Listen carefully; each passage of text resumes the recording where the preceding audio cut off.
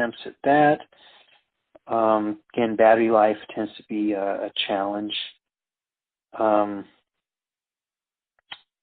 There's even things that you could put in your pocket or your purse and pull it out and put your fingers on it or hold it to, your forehead or some part of your body to take readings periodically.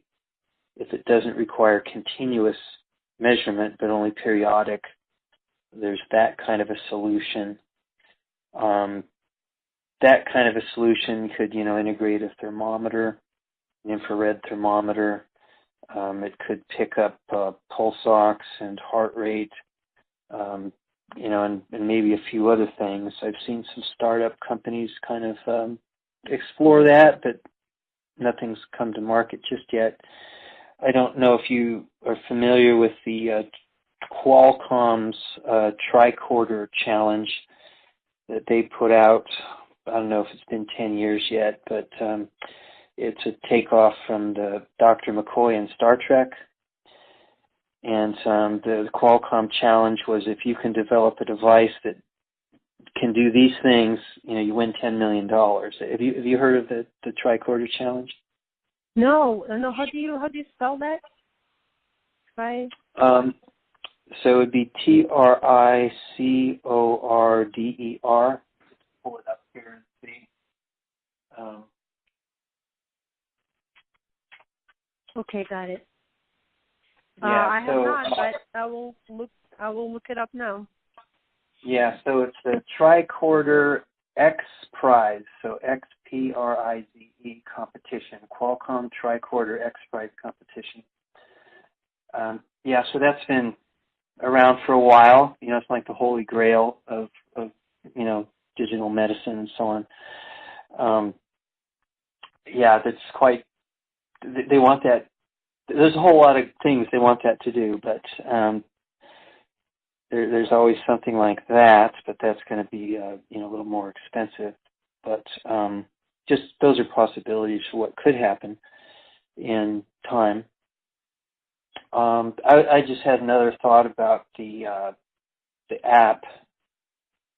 If you had some home remedies, part of your education, home remedies and things that they could do, pain management techniques or, supplements or things like that, whatever would be helpful, then they could try the home remedies and then you could have them at least log, when they tried it and how effective it was, and try to log some biometrics in conjunction with before and after. That starts to give some data that could help the individual and could help the population in time if you start to see certain patterns with certain types of, I don't know how many variances or progressions of sickle cell. Maybe in certain phases, certain things are more effective or more effective with certain populations, but you at least could start to build a database. And I imagine, it's such a rare disease, every bit of data is very precious and could be very helpful for research and so on. So there's that could be integrated into the app.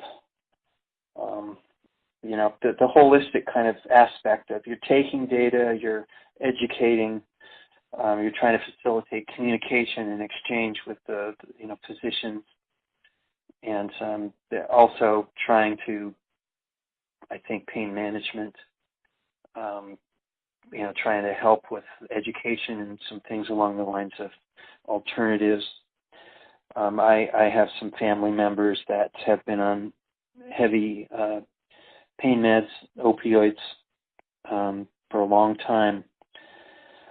And they've, one in particular has had to go through some pain management a couple of times, and it was very helpful. I mean, majorly helpful to reduce the levels of what the drug levels by factors of 2 and 3 to get the same outcomes. So I think, I don't know, maybe there's a whole lot of work in that field. It seems like